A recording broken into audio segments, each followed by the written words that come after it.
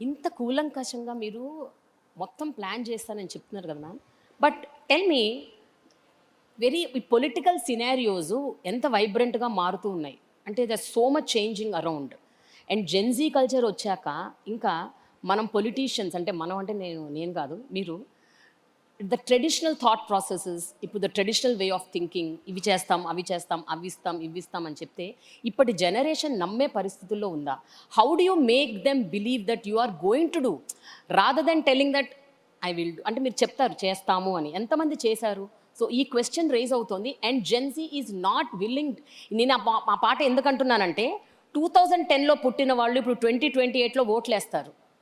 వాళ్ళెవ్వరికి కూడా తెలంగాణ ఉద్యమం గురించి కానీ రెవల్యూషన్ గురించి కానీ కేసీఆర్ గారు ఎంత కష్టపడ్డారు అవన్నీ I don't know how many people really know. I'm not sure.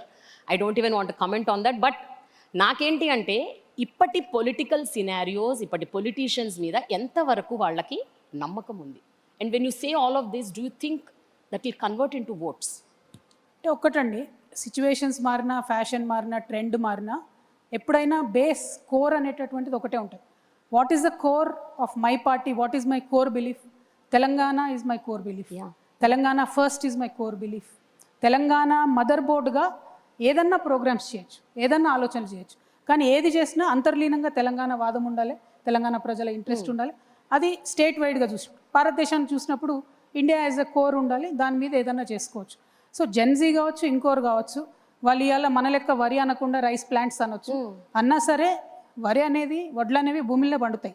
So ఆ గ్రౌండ్ కనెక్షన్ అనేది జెన్జీ కానీ ఎవరు కానీ లూజ్ అయితే సర్వైవ్ కాలేదు. బట్ ఎస్, జెన్జీకి నేను అపాలజీస్ చెప్తా ఉన్నా, ఎందుకంటే we have spoiled the world for you. చాలా వాతావరణ కాలుష్యం జరిగింది, చాలా రకాల పొల్యూషన్ జరిగింది. Now Gen Z is worried about ఎట్లా పర్యావరణం ఎట్లా మారుతుంది, ఇట్లాంటి అనేక అంశాల మీద కొన్ని మనం చేయలేకపోయినాం, కానీ ఇంకా కొన్ని ఇప్పుడు కూడా దగ్గరుండి చేసుకోవచ్చు. వేస్టేజ్ నిర్మూలించవచ్చు, ప్లాస్టిక్ వాడకం తక్కువ చేయొచ్చు.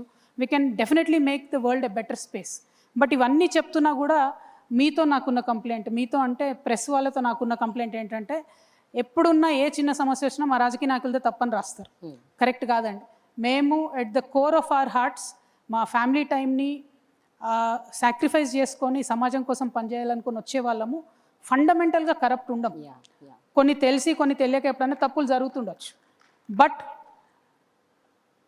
జరుగుతున్న ప్రతి సమస్య మీద స్పందించేది ఈ దేశం మొత్తంలో ఒక రాజకీయ నాయకుడు మాత్రం.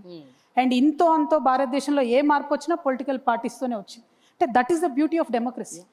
ఆ డెమోక్రసీని ఇవాళ కిల్ చేసే విధంగా భారతీయ జనతా పార్టీ ఏం చేస్తుంది, ప్రాంతీయ పార్టీలు ఉండొద్దు అనేటటువంటి ఒక భయంకరమైన కుట్ర చేస్తూ ముందుకు వస్తుంది.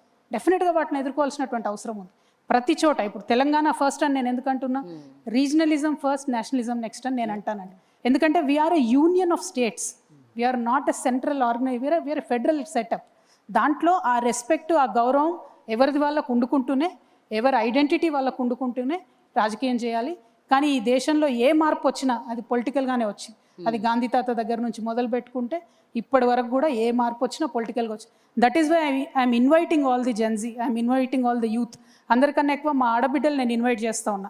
మీరు బయట ఉండి పొలిటీషియన్స్ బాగాలేరు, పొలిటికల్ పార్టీలు బాగాలేవు అంటే కుదరదు. రావాలి, పాలిటిక్స్లోకి రావాలి, పొలిటికల్ పార్టీస్లో చేరాలి, దగ్గరుండి ఏం చేయాలో ఏం చేయకూడదో అని చెప్పి ప్రజలకు బాధ్యత వహించి చెప్పాలి. కానీ దూరం నుంచి విమర్శించడం ఈజీ. ప్రెస్ వాళ్ళని కూడా అదే అంటున్నారు, మేము చేసిన మంచిని మీరు చెప్పరు మేడం, మేము చేసిన మంచిని చెప్పరు, పొలిటీషియన్స్ చేసింది. మీరు మాత్రం ఎంతసేపు ఏదైనా చిన్న తప్పు దొరికితే ఇదైపోయింది అదైపోయింది అని అనడం తప్పితే మేము చేసిన మంచిని చెప్పరు. సో ప్రెస్ మిత్రుల్ని, ముఖ్యంగా వేటు న్యూస్ వాళ్ళని కూడా కోరుతా ఉన్నాం, పొలిటీషియన్స్ చేసే మంచిని కూడా దయచేసి చూపించండి అని మా రిక్వెస్ట్.